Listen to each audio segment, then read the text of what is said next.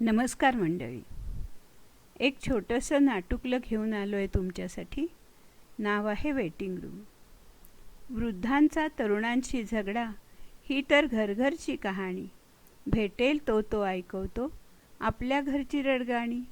परंतु बाहेर पडण्यासाठी सापडली वेगळीच काठी. वेटिंग रूमच्या रूपाने घेऊन आलो रसिक हो तुमच्यासाठी, रसिक हो तुमच्यासाठी. सर्व कृपा ही रामाची म्हणून प्रथम रामाला वंदन करून आम्ही कार्यक्रम सुरू करतो. 1 2 3. राम शब्द राम गीत राम घुंगरू जागला. राम सखा राम सखा राम सखा लाभला. रसिकांची दाद बनून टाळीतून बरसला. राम सखा राम सखा राम सखा लाभला. राम देत आशिष उभा पाठीशी राहिला. राम सखा राम सखा राम सखा लाभला. मंचावर फुलोरा होत हसत हसत नाचला. राम सखा राम सखा राम सखा लाभला. राम सखा लाभला. राम सखा लाभला. राम सखा लाभला.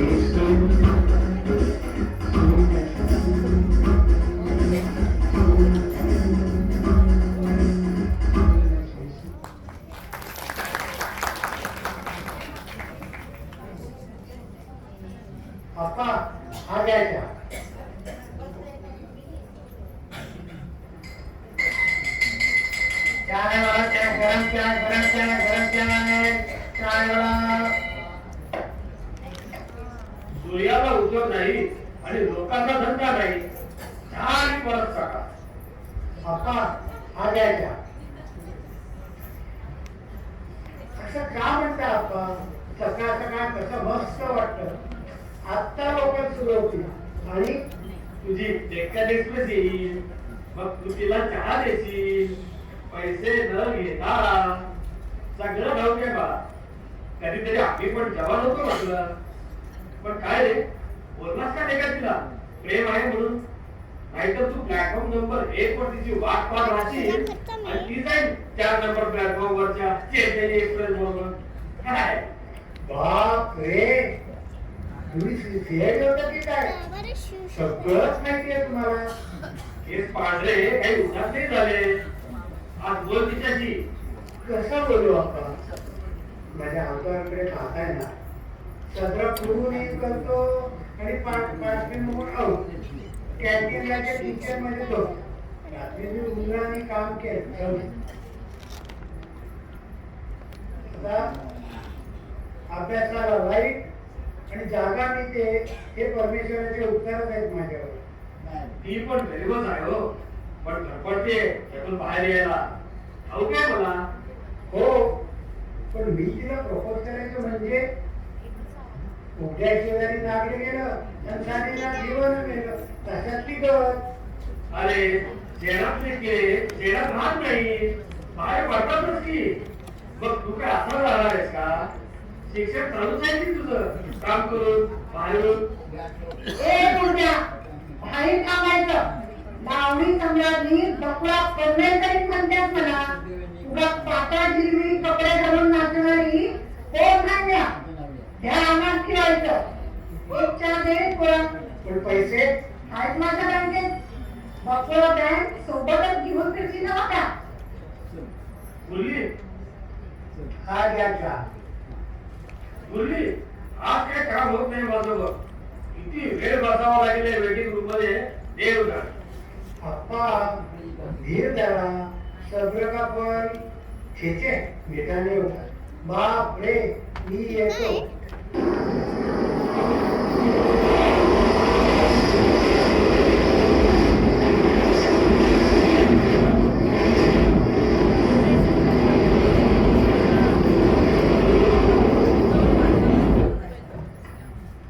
मुलांनो, हे रेल्वे स्टेशन मी पाहिलंच ना.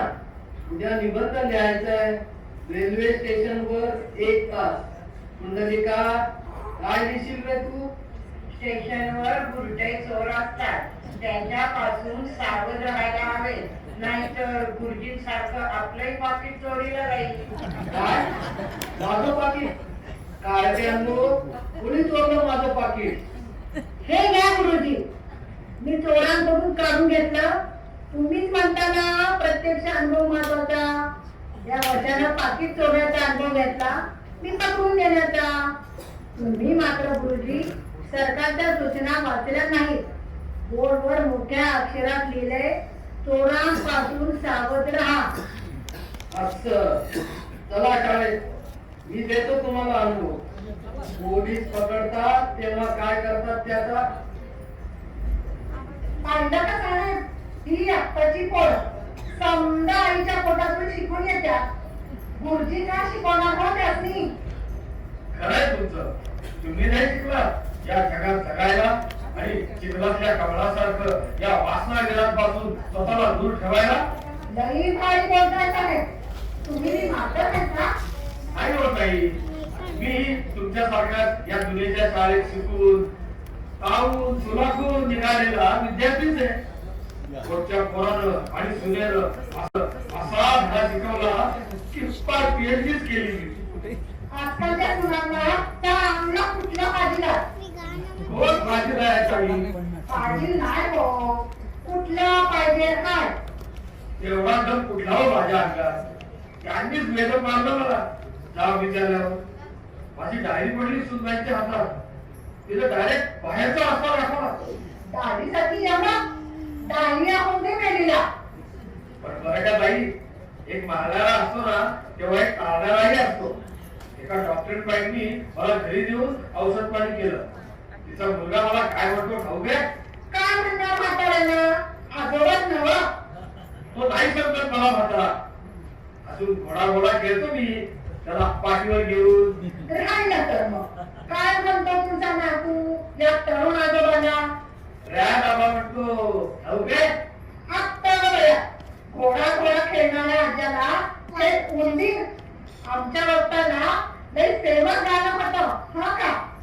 CAT कॅट, कॅट माने बिल्ली, RAT रॅट, रॅट माने चूहा, अरे दिल है तेरे पंजे में तो क्या हुआ, जी जी रजी जी रजी. तुम्हाला कुठलंही गाणं दिलं तरी तमाशाचीच चाल लावणार का? मी त्याला रुमालाचा उद्देश करून ठेवायचो ना, म्हणून आबा नाव ठेवलंय त्याला माझं. समजलं? Your attention please. लोणावळ्याला जाणारी लोकल प्लॅटफॉर्म क्रमांक 4 वरून सुटेल.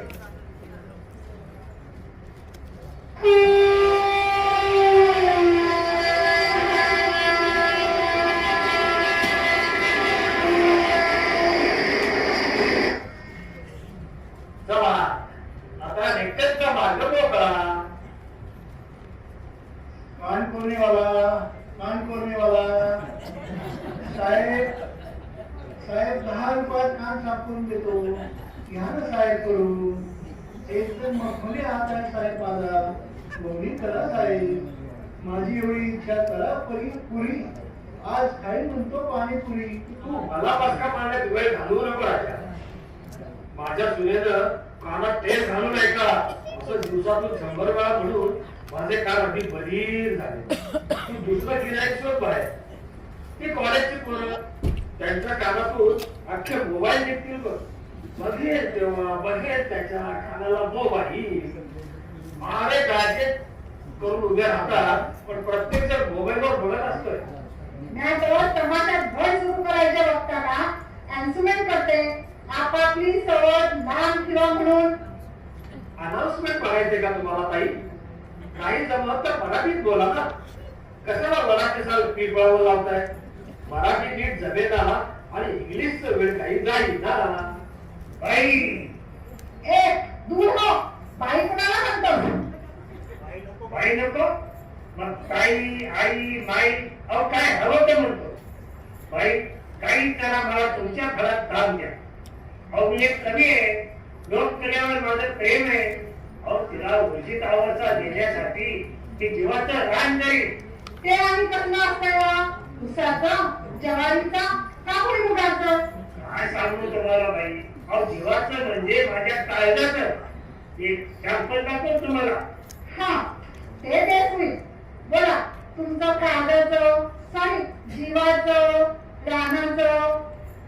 हा ऐका तर मग तुमचा काल रॅप मोड मध्ये गणपती आला आणि नाचून गेला. ढिंचांग ढिंचांग ढिंचांग ढिंचांग. 4-5 मोदक तर खाऊन गेला. भक्ताला आशिष देऊन गेला. ढिंचांग ढिंचांग ढिंचांग ढिंचांग. घुंगराला तालात भरवून गेला. हेतीचा भाता हरवून गेला. ढिंचांग ए ढिंचांग. भेटर, तुझ्या बाण म्हणलं होतं का साधन? गोल कसा असतो या? ताजी ताजी फुलं घ्या मॅडम. गजरा घ्या ना मॅडम. फुलं घ्या फुलं. सांगितलं होतं मी तुम्हाला. आईना नका सांगू. वय झालंय त्यांचं. पण एक शब्द बोलू नका. आईचं वय काय? त्यांना हा धक्का सोसेल का? म्हणून काय तू एकटीला सोसायचं का सगळं? तुम्ही गप्पच बसा. मला निसटून दे माझ्या पद्धतीनं. वा वा वा, माझी पुढी वाया जायची नाही बरं का. बघा बैलोबा कसा मान डोलावतोय.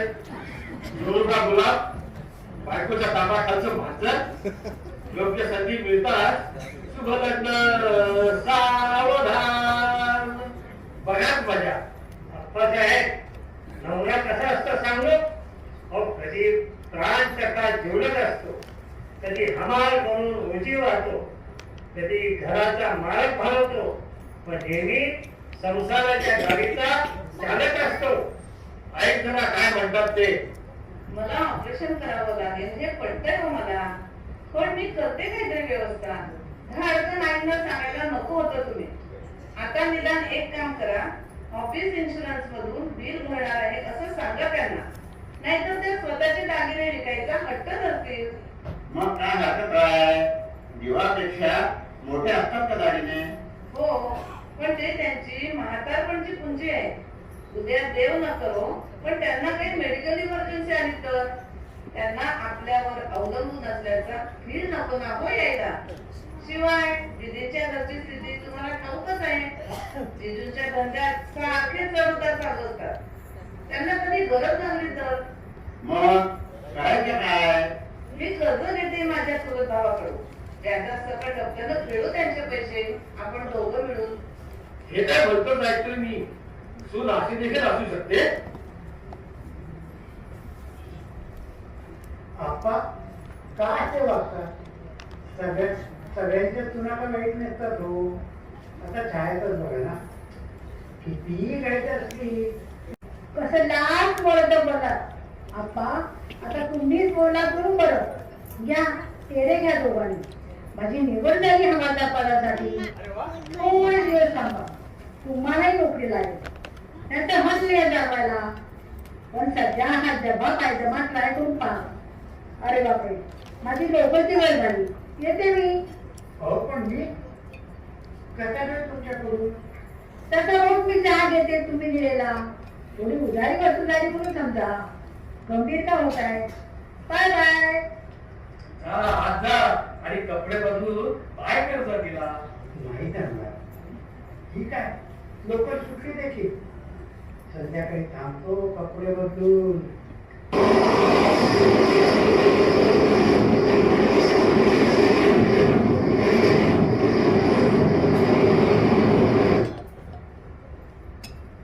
आप्पा का नसते ते येऊन? वेळ जात नाही का तुमचा? मूर्तीकडून समजलंय मला. तुम्ही लोकांच्या अंगावर हात पिवळी पावडर टाकता. काय ना वेळपणा आहे हा? आज तुम्हाला या वेळातून बाहेर काढायला हे माझे सगळे पेशंट फिरताय तुमच्या भोवती. का करता आप्पा असं? एकाची चूक आणि निष्कारण बाकीच्यांना शिक्षा. का करतो? स्वतःच्याच घरात व्यवस्थित जगणं काय असलं नाही कळायचं तुम्हाला. तरुण आहात ना. एक दिवस कुकरच्या 3 शिट्ट्या झाल्यावर कुकर खालचा गॅस बंद करा अशी ऑर्डर सोडून गेल्या पाहिजे ब्युटी पार्लर मध्ये. नसलेली ब्युटी कुठून देणार हो पार्लर? मला लागला डुलका.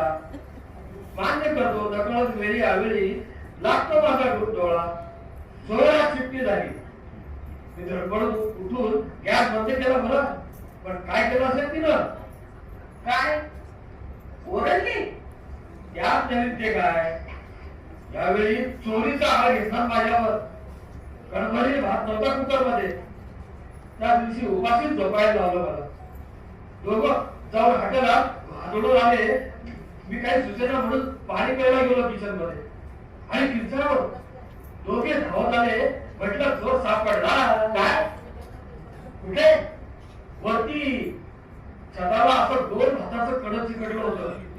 टपटकन एक मोठं लग्न तिच्या वाचलेल्या तोंडावर पडला. मी खिसकन हसलो.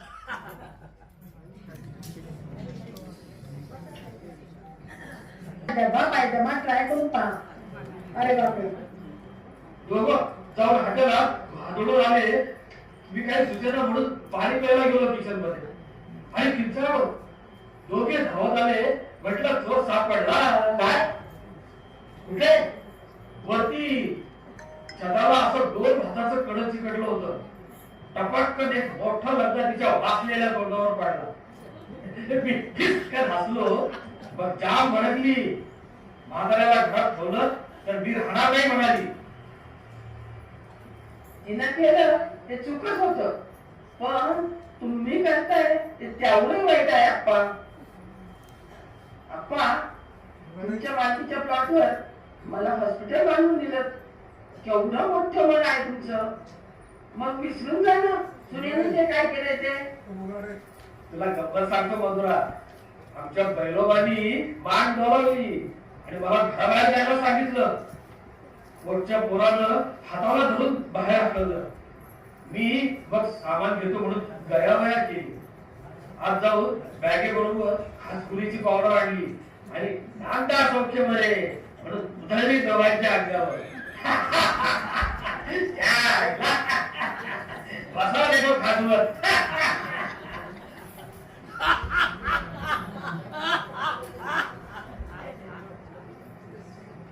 आप्पा माझं चुकलं.